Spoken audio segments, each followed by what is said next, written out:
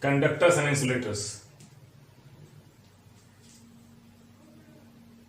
It contains mobile charges, the conductor, namely electrons, which moves randomly within the metal boundary. Immobile ions. What are immobile ions?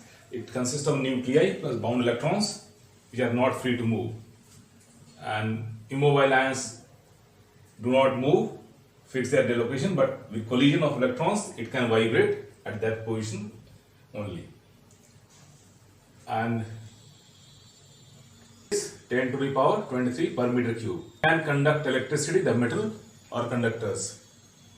The free charge density or total in conductor is 10 to the power 23 per meter cube. Here only one type of charge carrier is there. It has only one type of charge carrier, namely electron. But in electrolyte, what was discussed there, we had discussed as well. There are two types of charge carriers, positive and negative ions, and the charge movements are affected by external field and chemical forces. Here only by external fields.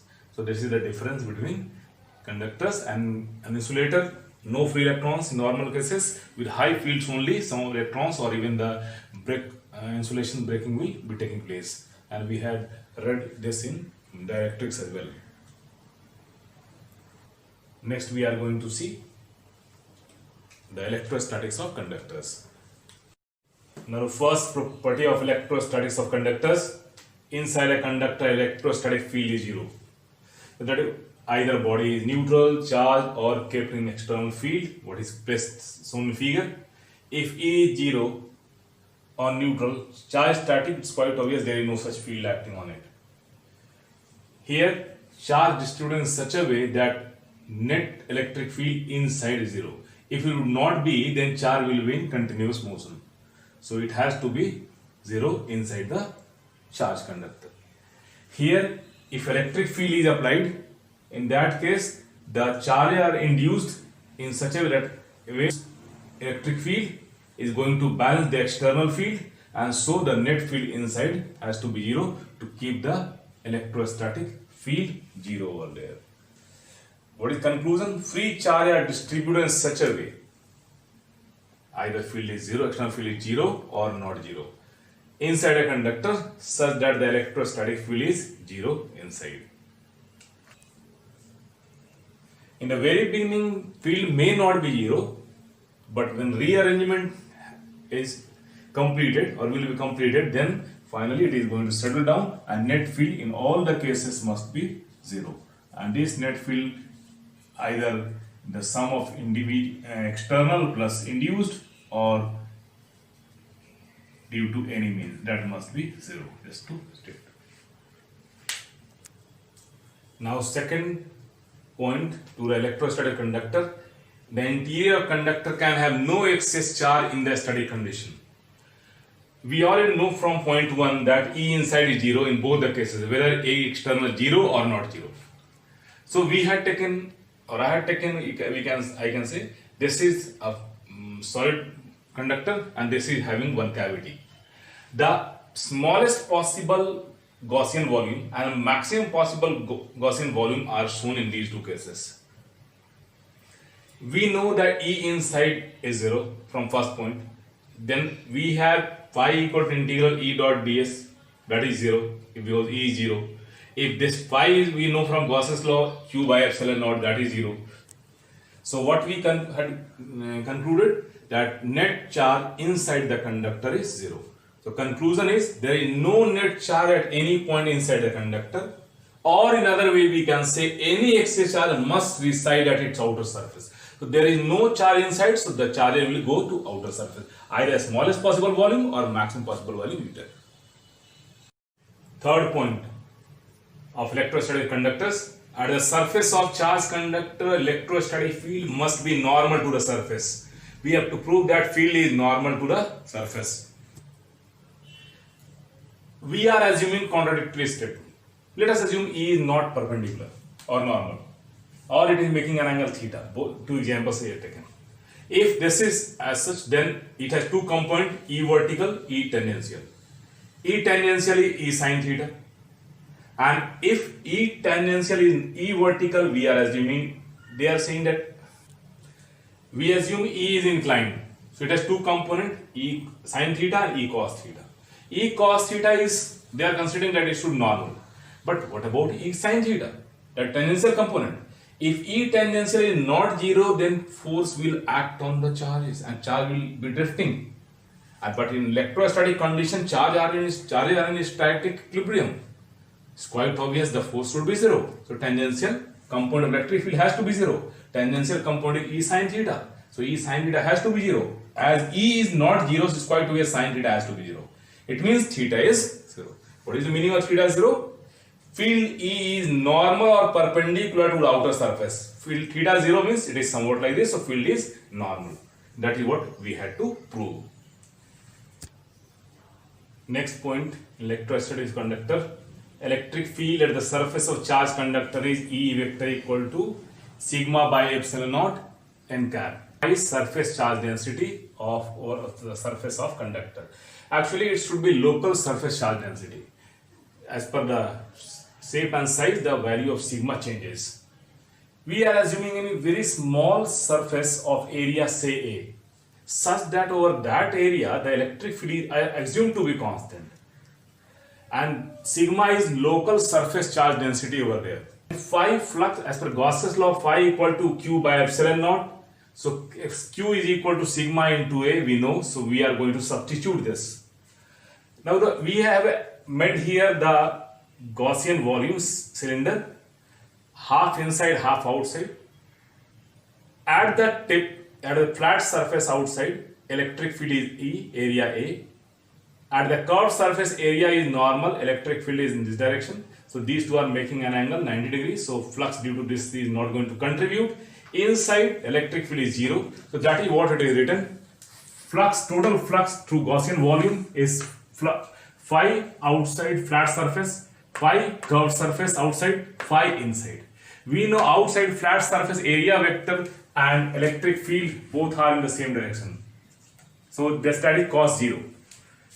At the curved surface area vector and electric field 90 degrees, so this is going to make 0. And inside electric field is 0, that is why it is going to be 0. So only we are left with E into A. Flux here E into A. Flux there 1 by epsilon naught sigma A. Equate these two, we have this. Vectorially it is sigma by epsilon naught n cap, where n is normal vector at that point outside. So electric field is sigma by epsilon naught n cap. Here if sigma is greater than 0, electric field is in the same direction that of n. Sigma less than 0, electric field opposite to that of n.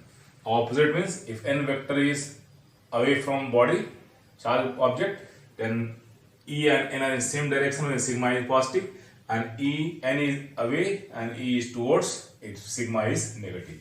I have shown here the clear picture of this. E and A are in the same direction, and here if it will be negative, E will be downward and n is upward.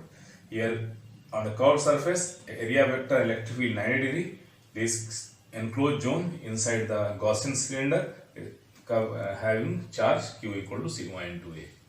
So first of all we have to find out the flux using Gauss's law, and using flux equation and equating we are getting the electric field. Next point is electrostatic potential is constant throughout the volume of the conductor and has the same value as inside on its surface. So first inside, we know that electric field inside of a conductor is 0, either charged, non-charged, not charged. A inside is 0. If A inside 0, this simply means the dot product of this will also be 0. So line integral of electric field. So potential difference in negative line integral of electric field, that will be 0. So potential difference will be 0. So potential is constant at two different points, say B and A, that is shown there, B and A. So at two different points potential is constant, so V inside will always be constant for any two different points. Now we are coming at the surface. At the surface we know just outside the surface electric field is normal. So for any 2 point chosen on the surface, the movement of charge is going to give us E dot dl, that is equal to 0. It's quite obvious F dot dl, that is work done, has to be 0. So potential difference is negative or line integral of electric field, that will be 0. And in that way we can see potential of the surface is constant. For any, you can say the surface is equipotential surface. And in the direction of electric field, this in the direct, as we know that electric field is normal to the surface of a charged body, and in the direction of electric field, the potential is changing from the surface and away from it. As we go away, the potential is continuously reducing. The potential is the characteristic of the body of given shape, size and charge configuration, and it is changing from body to body of different shape, size and charge configuration. Electrostatic shielding, the phenomenon to protect any region or space from external electric field. We know that inside cavity or conductor the electric field is zero, the property of conductor. All the charge resides on outer surface, and this region is field free region unless we are going to put a charge. If we are not going to put any charge, it will be field free region, and that is why in anything to be protected we can keep it here in the cavity of metal, and that will be free of or out of electric field. It is to protect a sensitive instrument from external field, just like stabilizer kept in a metallic box, any other CPU, motherboard, that is also metal cabinet. That is what the purpose of this shielding. Now in electrostatic conductors there are some concepts. Here cavity in metal is there. If any charge Q is somewhere on the surface, say here, or suppose any other point this Q is placed, in any case there will not be development of any electric field inside or induced charges inside, in any case. So induced charges sigma is 0, and here also sigma is equal to 0 in both the cases, either on surface or outside. The first point. In next case, suppose you are giving any charge Q here. We had already seen that induced charges will be developed here, say of the same amount but opposite in nature, minus Q, and this is coming from the neutral status of the conductor. So the plus Q charge will be developed at the outer surface. This is plus Q, and there is no such effect of these charges on the outer surface. So what we see inside, whatsoever is taking place, that will not be going to govern outside, or outside that is not going to govern inside. First. Second case, suppose you are placing Q here and Q is also given there. So what you see in this case, in fourth case, due to this Q, minus Q charge is developed due to induction, and corresponding plus Q is sent over there at outside. So net charge on plus Q, outer surface Q plus Q, and inner is Q, and induced charge minus Q. Due to this, inside electric field is there. Here also electric field is there. And this electric field is not going to control, or charge is not going to control this outer charge, or outer is not going to control inner charge. That is what we have to think. Now the fifth and sixth. Due to this, there is induced charge minus Q somewhere here. And it's quite obvious plus Q will go outside. In the same way, here it is plus Q, so minus Q will be developed here, and plus Q will go into outer surface. In any case, these two charges are not going to affect or apply force on any charge either on surface or any charge placed somewhere here, say Q1. In the same thing is happening here. This Q and minus Q is not going to affect the outer charge, this or any other charge, say here Q1. In the same way, the charge on the surface or any charge outside the surface will not be going to affect in any case the inner charges or the force on the inner charge due to outer one. We are going to see this type of question in coming topic, and this was the question of board's exam as well in 2016. In the same way here too, these two charges are not going to affect the inner one, and another one is not going to affect outer one. Even inside the metal they are not going to affect. Either this S1 charge on S1 or here is not going to affect this metal or any point outside. In the same way, outer is not going to affect here and here. Now in this case, what we see, this is Q the induced charge on the inner surface is minus q and at outer surface is plus q. That is what we are getting after induction. Here, if this is uniform, at the center this q is placed. So the field due to this is uniform. Inner side. Even at outer surface, the field will be uniform.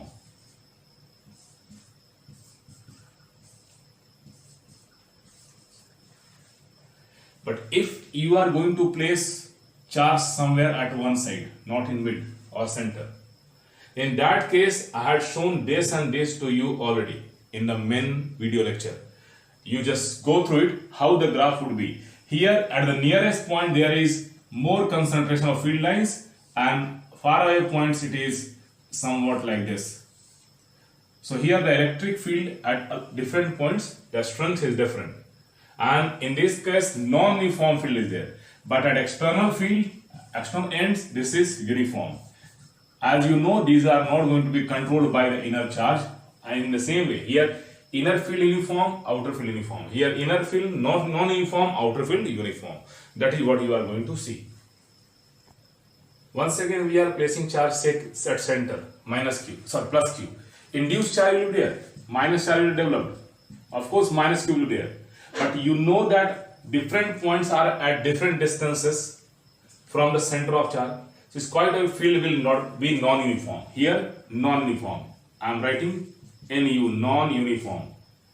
But outside, this is not going to govern external charge, what is going to be placed, generate here due to this induction, minus P here or plus Q outside. Here, this is uniform. The field uniform, here not uniform inside.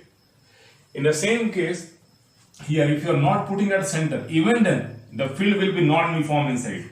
No, it is nearest point, here more accumulation of charges, and the rest of the points it is far away separated. And outer side is not going to control or govern, then in that case here uniform. So this is what you are going to see. In both the case, here also non-uniform, outer uniform, because this is not going to govern outside field and it is not going to govern by inner one. This is what we can say. So inner, in this case also non-uniform, here also non-uniform, what I had written, and outside uniform in both the cases, either it is center or not at center. Now in this case, say at center we are going to place charge Q in cavity. So minus Q is developed here. It's quite obvious here the field is uniform. And outside, here what we see, this will be non-uniform. You know, due to shape, as this shape is not like that. So uniformity is not there. So at different points, surface charge density will be different. Here, so non-uniform, and here uniform inside U. And here surface non-uniform. In this case, if you are placing the charge at one, not at center, it's quite obvious this type of field you know how to draw. We had shown it to you from video lecture. So here you are getting non-uniform, and outside due to its shape it is also non-uniform. So in this case both non-uniform are there. In this case what you had seen is the simple applications of electrostatics of conductors. A number of questions you already discussed in main video lecture. Try to go through it. Whatsoever is discussed till now is even beyond the syllabus what is given. Even more than that is given to you. So try to practice whatsoever question I had dealt. And if you are going to go through it, I hope you are not going to face any problem in coming exam of AISSCE. Dielectrics. It is non-conducting material which do not have free electrons or a very negligible number of free electrons. It is an insulator. In external field, it just when we place dielectric in external field, it just reorient or stretching the molecules, their molecules in such a way just to oppose the external field, shown by EP. Reorientation charge is as such that this is opposing the external field E naught, but it is not going to cancel at all, just like what is happening in conductor. But here it is simply reducing the field. In conductor, conductor is going to cancel the external field. It has, because conductor has a very large number of free electrons, but here it is simply reducing. So that is what the expression is. Examples: air, mica, glass, etc. Types are non-polar, polar. Here extent of reduction of field depends on nature of dielectric. That must be noted down. And this is the expression E equal to E naught plus EP. This is the net electric field inside the dielectric. Dielectrics. Polar dielectrics made up of polar molecules. What are polar molecules? Whose center of positive charge do not coincide with center of negative charges. Examples, so you had already seen number of examples, few examples already written, HCl, H2O, NH3, etc. What are the different characteristics? Like net electric dipole moment is not zero, or you can say it has net electric dipole moment. Its shape is asymmetrical, or it's not symmetrical, you can say. Whenever this dielectric is placed in electric field, the orientation of molecules due to thermal agitation are as such that net dipole moment is zero. Here, though individual dipoles are there, but a vector sum of dipoles are as such that the net dipole moment is going to be zero. But when this is placed in electric field, all are going to be aligned in a particular direction to generate net dipole moment. What are the extent of dipoles increases with the strength of the applied electric field and decrement of the temperature, external temperature, that is called thermal temperature over there. Non-polar dielectrics are made up of non-polar molecules. But non-polar molecules are those whose centers of positive charges coincides with center of negative charges. So there is no such dipole moment because at same point both the centers are there, positive as well as negative. Its shapes are symmetrical. Examples you better know how to represent. Some examples are explained as well in the continuing classes. So you just go through the videos what I had given over there. The explanation and orientations of all the molecules. Here N2, O2, H2, CO2, CCl4, try to make it so, the arrangement. When E naught is zero, means external field is not applied. What happens in this case? What you see, net dipole moment is zero because center of positive charge, negative charge at one point. When E naught not equal to zero, in that case, what you see that by inducing net dipole moment is generated. Here, just see negative charge are shifting towards opposite to electric field and positive charge in the direction of this. Actually, negative charge are generally shifted, positive remains over there. So that is why it is going to be changing the polarity, giving the polarity situations. Dipole moment disappear as and when the external field is reduced to zero. So it is the external field which is going to generate the dipole moment, but as and when the field is removed, the whole dielectric returns back to non-polar situation, and it is not temperature dependent, mind it, unlike polar molecule. So in polar and non-polar, it is not polar and not temperature dependent, but polar molecule is temperature dependent as well, besides the applied electric field. Sometimes definition of polarization of dielectrics are also coming. So from here, what we see, how we will write, it is process of development of induced dipole moment in the presence of external electric field. We had just seen that either polar or non-polar dielectrics are kept in electric field, external field. The polarization is being developed due to alignment of all the molecules, and then the dielectric is said to be polarized. Polarization vector P, you know it even then. It is net dipole moment per unit volume of dielectric as far as definition is concerned. It describes the extent to which a dielectric is polarized, extent of polarization. That also describes dipole moment per unit volume and extent to which dielectric is polarized. Vector quantity in the direction of molecular dipole moment, SI unit, coulomb per meter square. Electric susceptibility. For a linear isotropic dielectric, it is seen that polarization vector is directly proportional to reduced value of electric field. So P proportional to where P is the polarization vector, the induced dipole moment per unit volume, E is the reduced value of electric field inside the dielectric. That is vector sum of the applied field and the induced field. So P is equal to chi into E, where chi is constant characteristic of dielectric, that is also known as electric susceptibility of dielectric. What we see that chi is more, this simply means the induced charge inside dielectric is more or polarization is more. In the same, for vacuum, chi is 0 due to absence of the molecules of the in vacuum, and we can say that this electric susceptibility is natural measure of polarizability of dielectric. That is what we have to understand. Behavior of conductor and dielectric external field.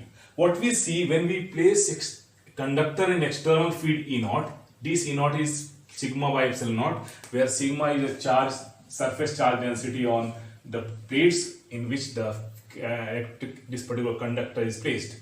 So here this electric field, applied field, is being balanced by the polarization of charges which are ample in amounts in the given matter or the conductor. So these induced charges are generating an induced field called polarized field, which are having equal in magnitude as that of the applied field. So finally the vector sum of these two are going to 0. So there is no such net field inside the conductor. That is what we had seen in a case of electrostatic conductor as well. Now we are going to place a dielectric in this. Initially dielectric was supposed non-polar.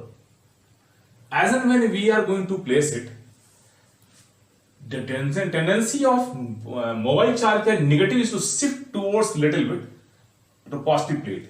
So what happens? Shifting of negative charge towards positive plate, leaving behind positive charge on the right side, and its negative charge is shifted to the next positive charge of the next molecule over there. So what happens here? This particular section are going to be neutralized and by the molecules, and overall this positive is going to fall over a negative of second one, and the same way rest of things. Only we are left with these particular unpolarized polarized charges at the two ends, having surface charge density sigma minus sigma p and plus sigma p. Here E naught is the applied field. We know that E naught equal to sigma by epsilon naught. Here E naught is the applied field, that sigma by epsilon naught, and we are assuming this as neutral. So there is no such polar charge over there. So these two are assumed to be at two ends at a distance t. So the polarized electric field due to this sheet of charges having surface charge in sigma p and plus minus sigma p, the electric field due to this is sigma p divided by epsilon naught. We know the reduced value of electric field is vector sum of these two, where these two are opposite to one another. So net reduced field is E naught minus Ep, and that we are having sigma minus sigma p by epsilon naught.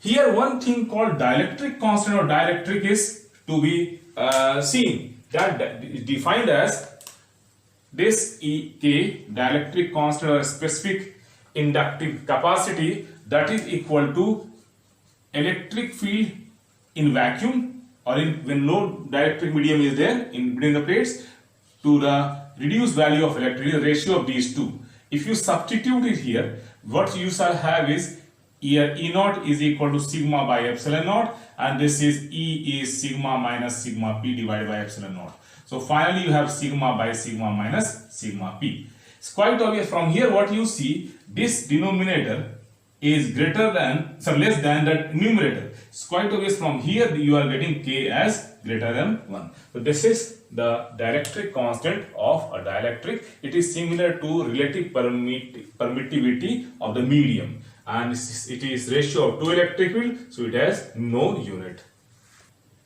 Now we know that k dielectric constant is ratio of electric field in vacuum to that on medium. So from here only E equal to what we have is E naught divided by K. Now we know the reduced value of electric field is the difference of E naught minus Ep. We had just seen. So if we put for E naught by K, E naught minus Ep. If we are taking Ep left side, we have E naught 1 minus 1 by K. This is the relation between polarized electric field and the electric field in vacuum. So we know Ep is equal to sigma p by epsilon naught. E naught equal to sigma by epsilon naught. Epsilon naught cancel out, sigma p is this much. So with the polarized surface charge density and surface charge density of plate in terms of dielectric constant K. we know polarized surface charge density is charge per unit area. So this is induced charge or polarized charge in terms of charge on the plate is this much. We know for vacuum K is equal to 1. So our epsilon r equal to 1. What do you know? So if we are going to put it, QP equal to 0 and sigma p is 0. That is what we have. For metal, K is infinity. So these two are going to get is sigma p is sigma, QP is equal to Q, what we had seen. For dielectric, K is greater than 1. So it's quite obvious sigma p is less than sigma and QP is less than Q. That is what we are getting from here. Now we are going to see relation between polarized surface charge density and polarization vector. We know these two things. What is this? This is charge, polarized charge per unit area, and this is induced dipole moment per unit volume, what we have just seen. So in dipole moment of dielectric, if plus minus QP is the polarized charges at the two ends of the dielectric and D is the distance between the two, then dipole moment is QP into D. And QP is equal to sigma P, we know charge per unit area. So QP is sigma P into A. That is what we had done. So A into D is the volume of dielectric. A is the area of cross section and D is the distance at the two ends, width and this. So area of cross section multiplied by the width. So that is what the volume is. Now polarization vector, we know dipole moment or induced dipole moment per unit volume. So induced dipole moment is sigma P V, volume V. So these two cancelled out and finally we are left with sigma P. So polarization vector is numerically equal to the polarized surface charge density. It can also be written like this when area vector and polarization vector are not in the same direction. So this sigma P is equal to P cos theta in this case. Dielectric strength of dielectric. It is a maximum value of applied electric field across a dielectric medium which it can withstand without breaking down its insulating property. So it's quite obvious potential difference applied per unit distance across over there. So volt per meter is the SI unit. For vacuum it is infinity because whatsoever value of applied field, it is not going to be polarized due to absence of molecules over there. For air it is given this. For safe working, the value of applied electric field for a dielectric is 10% of E breakdown value of electric field. Here what we see that as and when we are applying actually when we apply electric field across a dielectric, what happens, as and when we are going to increase the value of electric field, it is going to pull out the electron at certain value of field, and thus we can say at very high value of electric field, the avalanche or breaking down of the electrons from the cell is there, and this is said to be the breaking down of dielectric over there. Now the question on reduced field. In a piece of mica, the electric field is 3 times weaker than the applied field. We had the applied field that is E naught. So E naught is 3 times the E reduced that it is given. The electric field inside the dielectric. So that is you are given. So from here you are getting E naught by E is equal to 3. And you know E naught by E is equal to K, so you are given K is equal to 3. Next part, you are given electric field E. E is you are given that is 2 into 10 to the power. That is applied field you are given. Applied field means E naught is given 2 into 10 to the power 6 volt per meter. Find the dielectric constant. Dielectric constant K is already determined. 3. Part way. Induced electric field. You have the formula of part B. Induced or polarized electric field, you had the formula E naught 1 minus 1 by K. No, sorry, E into 1 minus 1 by K. So this is E polarized. So E polarized is equal to E naught. Here E naught you are given E naught equal to this much. This is E naught. We are not going to get that one. So E naught 1 minus 1 by K. You have to find out induced electric field. So EP. This E naught you are given that is 2 into 10 to the power 6, 1 minus 1 by 3. So that is 2 by 3. 2 into 2 by 3 into 10 to the power 6. So this is 4 by 3 into 10 to the power 6 volt per meter. In second question, if you are given to find out K value for metal, what? Second question, I am going to extend this one. Using this formula, you can find out the value K of metal. You know inside the polarized electric field and applied electric field are same, just to cancel each other. So you have in metal EP is equal to E naught equal to E, say. Then this expression gives you E is equal to E1 minus 1 by K. So from here 1 minus 1 by K is equal to 1. So 1 by K is equal to 0. So K is equal to infinity. That is what you may be given sometime to find. Now question is, if dielectric strength of air is 3 megavolt per meter, it means electric field is given. This electric field is 3 into 10 to the power 6 volt per meter. This is breakdown voltage, a breakdown electric field. Can a metal sphere of radius 1 cm hold a charge of 1 coulomb? So if metal sphere is there, what is the electric field due to this? If we are going to find out electric field due to sphere, it is equal to 1 by 4 pi epsilon naught into q divided by radius square. That is, this is 9 into 10 to the power 9. Charge given is 1 coulomb. Divided by radius is given 1 centimeter, that is 10 to the power minus 2 the whole square. So this gives 9 into 10 to the power 13 volt per meter. So what we see, the electric field due to this for air is going to be more than the breakdown voltage. This is more than breakdown. So what happens? This is going to leak out the charge from here, and thus we can say it cannot hold that much charge at its surface. That is the answer. A parallel plate capacitor is designed with a voltage rating of 1 kV, and V is given 10 to the power 3 volt. Using a material of dielectric constant K is equal to epsilon R equal to 3, and dielectric strength about 10 to the power, so dielectric strength EBD is equal to 10 to the power 7 volt per meter. That is given. Rest are definition. Say voltage 10% or dielectric strength. Dielectric strength definition is given, and for safety we should like the field never to exceed 10% of dielectric strength. I had already taught to you that 10% is the safe limit. So 10% actually electric field is 10% of EBD. 10% of EBD means this is 10 divided by 100 into EBD, and that gives you 10 by 100 into 10 to the power 7 volt per meter, and that equal to 10 to the power 6 volt per meter. These are things. You are going to have what minimum area of the plate is required to have a capacitance of 50 pf. So area of plate is required. You have the capacity is 50 picofarad. 50 picofarad is 50 into 10 to the power minus 12 farad. That is what you have. You know capacity C equal to epsilon naught, epsilon R or K you write into A divided by D. You have to find out A.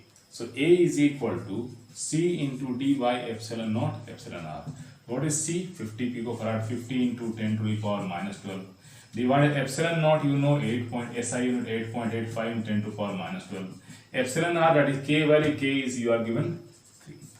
So here you need D.